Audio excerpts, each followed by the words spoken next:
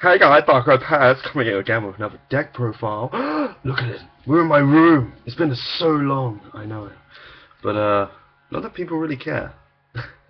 I shouldn't make a big deal out of it, I guess. But anyway, I've been very busy recently. I did upload the Burning Knuckler deck profile. It's still good. I have changed quite a bit of it. I started actually main decking a lot of, Forbidden Dresses now. So back row really literally has no chance against that deck. But obviously, you know, with OCG, you can't do live action things. So I thought I may as well show a deck profile which I'm actually good with in real life. And I went to a local event very recently. I would have been third place if it wasn't for the new COSI system, because I went 3-1. And so did the guy who was right above me, but he had a COSI rating that was higher than mine. So he got the third place prize, which obviously put me in top 4. But that's not too bad. There were 4 rounds. I did incredibly good in those rounds. I lost to Monarch Frogs, only because both games it was pretty much just Caius, then Caius, then Caius, then next game Razor, then Razor, then Razor. There was literally nothing I could really do at that moment in time. Also, he was running Silver Sentinel, and that threw me off because I saw him set something and I was like, what is he set? So I thought, let's grapher it and see what it is. And it was Silver Sentinel, and I didn't want anything to get destroyed, so I left it so I wouldn't special summon.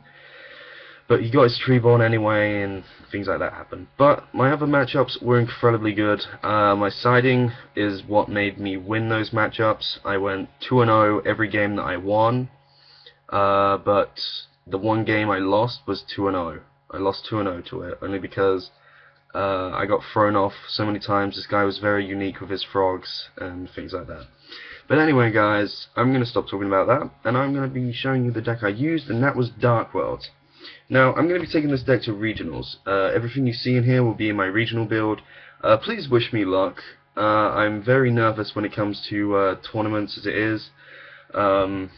I consider myself a good player, but my nerves do let me go. If anyone has any advice, just to help out. If someone says stop being a bitch, I will find you. No, I won't. I'm too much of a bitch. But, yeah. My siding with my Dark Worlds, it was very, you know, fluent. I drew into it when I needed it, things like that. And this is a bit different from what everyone else has. I know that sounds, you know, like, how could it be that different? That is true. There is not much you can actually change in a Dark World deck apart from getting rid of Mind Crushes for Reckless Greeds, or taking Beige out for Silver, or adding Trance Archfiends. That's literally all you really can do to make the deck unique. But this is what I've done, and I hope you guys enjoy, and please leave your comments. So I'm going to switch through the whole, you know, you got your free Grapher, free Search Snow, so we got Broken Boss, Broken Search, and a Broken Draw Engine, which is Brow. With these 9, you've got to have these in your Dark World decks. I think everyone will know this who runs Dark Worlds by now. 2 silver. I started running 2 silver just to test out at the local event. He actually proved himself to me, and I actually have to give it to him. He actually got me game at one point against Prophecies, only because I didn't have Grapher set up. I had a silver setup with Epidemic, so he got me the game because he scooped. Then we got the 2 Trance Archfiends. I love this guy so much now that I've actually put some thought into using him. Main decking 2 of these just means that your dead hands that you usually get are a bit better now. Obviously, you know, Dark Worlds, they really suck with their consistency, with the fact of one game you'll do incredibly well, then the next game you'll do incredibly shit. My theory on that is just the Banished Zone. The game you do well, you've got a lot of cards in your Banished Zone, so if you have a game like that, power shuffle. And that's what I did at the local event, and I never had any trouble with my inconsistent hands. Then we finally got the 2 tour guides. Yeah. One of my friends, I know you'll watch this video, suck it, 2 Secret Tour Guides First Edition. I know those who are watching this who already have these are thinking, yeah, well, it's just tour guides, but as a player who has never really had tour guides for a long time, you know, this is really something for me, and it means a lot that I have these now, because I did have 2 of these originally, but I did trade them away because I didn't really need them at the time, so I regretted it ever since. I got a lot out of it, but I regretted it ever since. Now we're going into the 9 staple discard engine, so we got free gates, free dealings, and free drag down. I actually had someone at the local event comment on why I'm running free dealings, and I said to him I never won in a mirror match, so that's really, not really a point to make to me. And plus, dealings sets up so much, it's too good just to run at 1. Ugh. But then we got the card destruction. I don't consider this a staple discard engine. I consider this to be one of those game changing cards, like a Gauze or something like this. This card gives you like stupid amount of game changing options. It's like BLS for Dark Worlds. But I traded that away. I no longer have my BLS. I don't care, I never used it. Then we got the 1 Gateway. This card is too good not to run. A lot of people, I used to run this before, like when I first made Dark Worlds, I used to run one of these, and I used to say to people, this is just too good to run. And they said to me, well, too good to run, too good not to run. And they said to me, why run it anyway, you've got Monster Reborn and you can bring back Grapha anyway. So I thought, that's a fair point, I'll take it out. But this just means that if you've only got 1 Grapha out and you've set a deck Devi or something like that, you can hit your Grapha in your opponent's turn, then special summon it back if they come back at something. So it works out. Or, to be honest, just special summoning in the end phase is still pretty annoying. Then we got the 1 Allure of Darkness. I'm running this now because it's quite abusable. Obviously with the Trance Archfiends and Tour Guide, it makes it quite easier just to ditch something with Allure, or you can just ditch your Snow and set it with Tour Guide. Here's the Turbo Engine, just free Upstart Goblins. I'm going to find the person that said to me that you will never get all 3 of these off in one game, because every game I have, I get all of these at once. So whoever said you're never going to pull off all 3 of these, lied to me, because I seem to do it all the time. But anyway, we got the 1 Foolish Burial. It's too good not to run as well. First turn Grapha is good. As much as you're missing out on the Grapha effect, it does not matter. Getting a Foolish Burial just to dump your Grapha, then bring it back with a Snow. You've got yourself set up for Deck Devi or Eradicator, so it works out.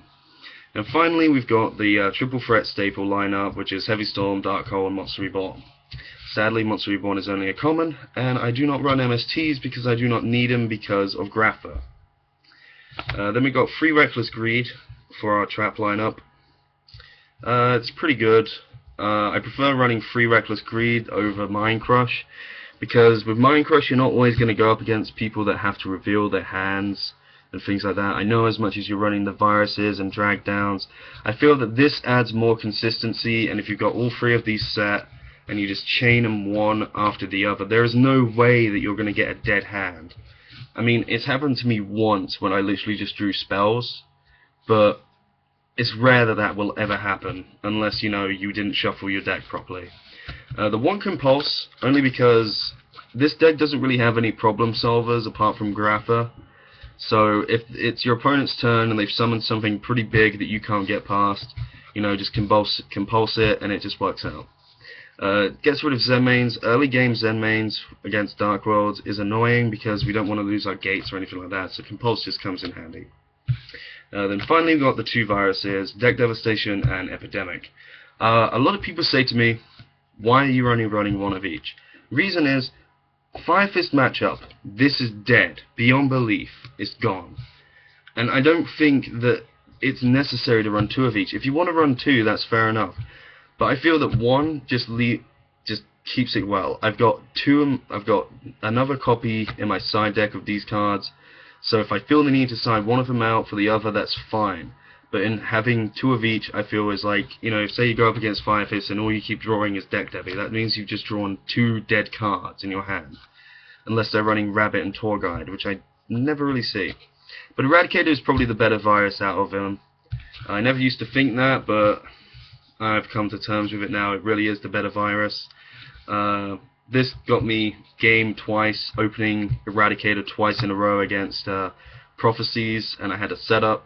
He scooped both games. I was the first one to finish my last round. And everyone was just like, what? How did you beat him so quickly? Eradicator? But anyway, now into the extra deck with my awesome sleeves. 2 Levia. This deck abuses Leviair like no other deck can, so 2 works fine. We can also use Brow as an engine with Tour Guide, or we can just bring Tour Guide back to our hand with Trance Archfiend. Then we've got the 1 Tempo, the 1 Zen mains. I notice a lot of people are running 2 Zen mains. I never find the need to run 2 Zen mains. A lot of people seem to be able to get past Zen mains right now. I actually went into Zen mains once at that local event just because I could, and it was there was nothing else worth going into because I already used my Leviathan Dragon and things like that. So we've got the 1 Giga Brilliant just for mirror match purposes and deck filler, just in case, you know, maybe I could pump up my Grapha or something like that. Then we got finally the 1 Leviathan Dragon, so it works out. Also, Leviathan Dragon's too good not to run as well. Sets you up with gates. Simple. You know, you can't complain with the setup on gates. If you have gates and Tour Guide in hand and you don't have a setup, it's like, just go into Leviathan, set yourself up, you got a 25 beater on the field, that is fine. Then we've got Photon Papillon Operative, Abyss Dweller, Gaga Cowboy, Maestroke, the Symphony Djinn, and Utopia as our rank 4s. I don't have Utopia Ray, but I will be running it at regionals. I've never really go into the rank 4s, that's the thing. I've never seemed to go into these apart from Maestroke. Maestroke seems to be the most useful, and it's my favorite Exceed so far out of all of them. I know that sounds stupid, but he is my favorite my favorite Exceed. For a rank 5 I have Volcasaurus. It's very possible to go into Volcasaurus, especially late game. If you still got your 2 silvers just from your Graphas and you just want to get them with game, just slap down Volcasaurus, detach, then overlay with Gaia the Dragon Knight Charger, whatever. It's a stupid play, but it works out in this deck, and you can get game. It's got me game at the local event, so I'm not going to complain about it. Then as the final Exceed we have a Hieratic Sun Dragon, Overlord of Heliopolis. I actually never went into this once at the local event, but it was just there, just in case. I never found it necessary to go into him, but he's still, you know, he can clear a field and just hit for a straight 3000. Then finally, we have the side deck. And this is really what got me the games at the local event. My siding was probably the smartest siding I've ever done in my life. I've never been very smart with my siding. I've been siding out the wrong stuff, things like that. But surprisingly, I did okay. So we got the 1 Chaos Hunter. Now this is something that threw one of the players off. He was running... Well, it wasn't in the tournament, it was afterwards. We went out, we met up, we had a couple of games, and we thought we may as well side. And he was running Chaos Dragons. Now, you side this against Chaos Dragons, they will always probably run over Dark Worlds. All they need to do is hit your gates, then they can beat over Grapha with pretty much quite a lot of things, actually. I've seen a couple of Chaos Dragon players running Lance, so, you know, it's pretty beady. And if they play Chaos Sorcerer, you slap this down, they literally cannot do anything for the rest of their turn. And that's why this card is, as I say, too good not to have as a side card. And plus, you never know, there may be that one guy who is running Chaos Dragons who just runs into you and you've got Dark Worlds, and then he just runs all over your deck. But now, we're going into the spells. We've got 2 MST, just macro hate. I never really ran into macro then, but, you know, it's just there just in case. I was expecting to, but the guy didn't side in a macro, and I kind of criticized him on that, because he had macro in his side deck. 2 Mind Crushers, just in case I'm going up against Wind-Ups, Mermails, things like that, just to make the deck dev and the Eradicator with drag downs just more, you know, better. Then we got the Eradicator and the Deck Devi, just the extra versions, just so if I'm going up against, say, Mermails, or siding another one of those, or if I'm going up against Prophecies, siding another Eradicator. Return from Different Dimension, again, too good not to run. It's pretty much a game-changing card. Late game, you know, you've got 3 Graphas in the grave, but your Banish Zone is filled with, like, snows. Just play this, bring them all back, return them all with Grapha. Just Exceed if you want as well. It's too good.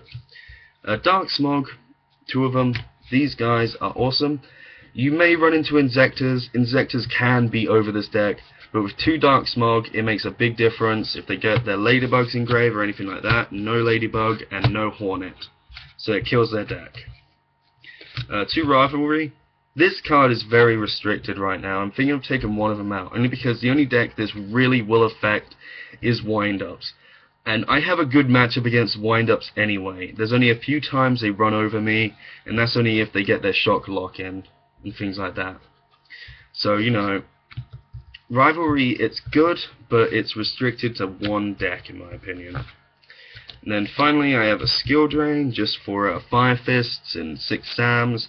6 Sams piss me off, only because first turn Natura Beast will kill me unless I have a Skill Drain in my hand. But either way, finally Royal Decree as well. Now, there's a lot of things about Royal Decree. I only have a very small trap count, obviously. I'm only running 6 traps, so Royal Decree isn't much of a problem for me. But the Prophecy player sided Royal Decree against me, and he actually got it. He got it in his first turn, but he activated it in my draw phase. And I said to him, that was just stupid. He was like, why? I said, you're going to find out, because now I know what it is, I'm going to Heavy Storm it. And then I'm going to MST anything else you put down. And I said to him after the game, because he scooped twice, pretty much first turn scoops. And I said to him, why didn't you wait for me to activate Eradicate? And he was like, oh, I forgot. I was like, don't... stupid. I'm not going to call him stupid, because he's actually a really skilled player. I think I just threw him off because I'm running Dark Worlds, but either way. That was the deck profile, guys. It's been a while since I've done one of these videos. I've noticed I've been 16 minutes in. I'm very sorry for the long deck profile, but, you know, these videos are always long for me. But I hope you guys enjoy the deck profile. I hope some of you actually make it. Please like and give me a comment and even subscribe if you like this video. And, you know, it's nice to see my bright room for once, especially with that upside down cross over there. My freaking webcam is mirrored. I don't know why I have that. I don't even remember buying it. But either way, guys, I'm Barcode Pez. I'm signing off now. Please leave me a like, a comment, and a subscribe. And I will love you forever. But don't call me a bitch. Goodbye.